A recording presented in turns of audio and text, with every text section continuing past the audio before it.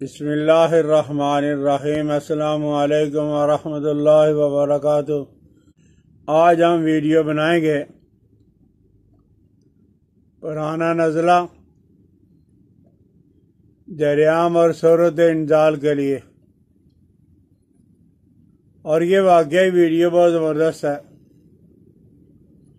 اور چیزیں بھی مختصر ہیں،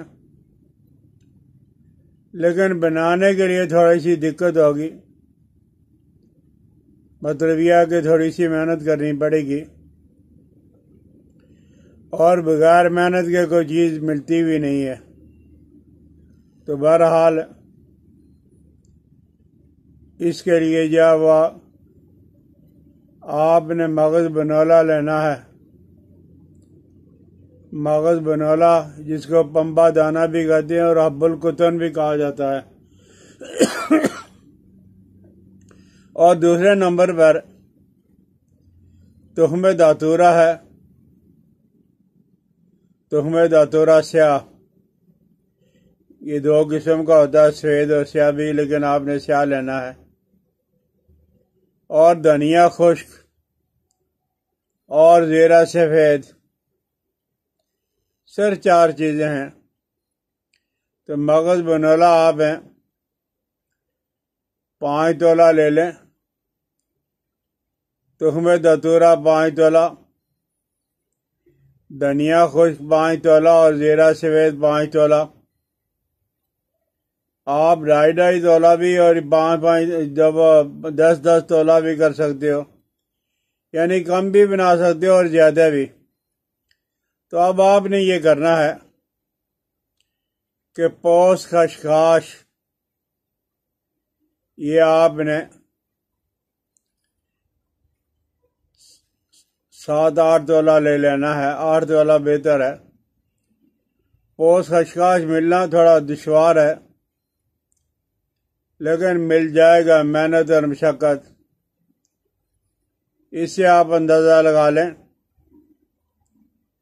جو لوگ چرسافیون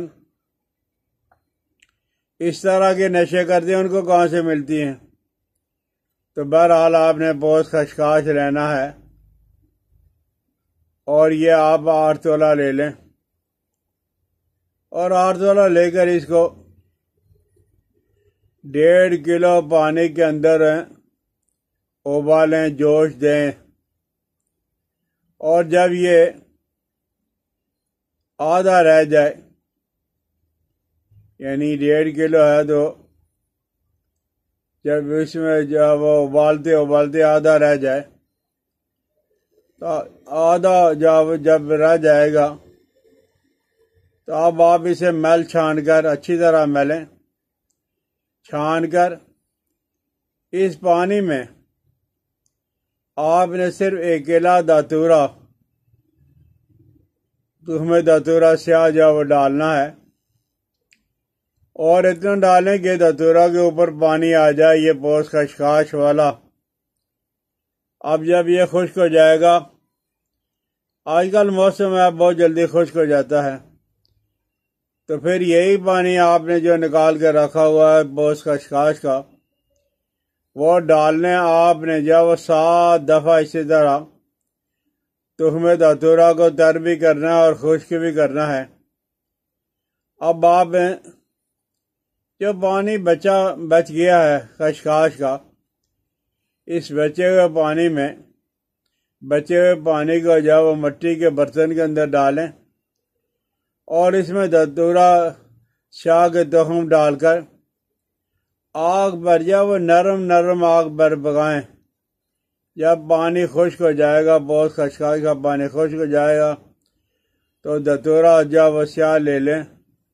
اب آپ اسے خشک کر کے تو اسے جب دوسری ادویات کے ساتھ، یعنی مغز بنولا اور جب وہ دھنیا خشک والا اور زیرہ سفید، اس میں جب وہ آپ نے تخم داتورہ بھی ڈال کر آپ نے جب وہ ان ساری چیزوں کو باریک کر لینا ہے، اور باریک کرنے کے بعد آپ نے تیر پھالا علیلہ بلیلہ آملہ، یہ کم بہت زیادہ کوئی بات نہیں، اس کا آپ نے پانی لینا ہے۔ اس کا پانی یعنی گرم کر کے ان چیزوں کو، تو ان کا پانی حاصل کر لیں اور وہ پانی ڈال کر ہیں یہ چاروں چیزیں جو آپ نے مغز بنولا، تخم دتورا اور دھنیا اور سفید زیرہ بری کر لیا ہے، اس کی گولیاں بنائیں۔ گولیاں بنا کے، اور گولی کتنی بنانی ہے؟ آپ نے چنے کے برابر۔ لیکن جو حضرات ہیں، جو دوست ہیں کم عمر کے 25-30 سال کے، وہ کوشش یہی کریں کہ شروع میں جب وہ صرف آدھی گولی کا استعمال کریں، اور بڑی عمر والے پوری چنے کے برابر والی گولی استعمال کر لیں۔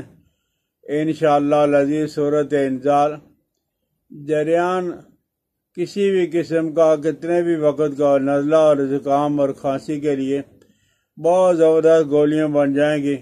محنت تو لگے گی، مشقت تو لگے گی، لیکن بڑے کام کی چیز جب وہ بن جائے گی۔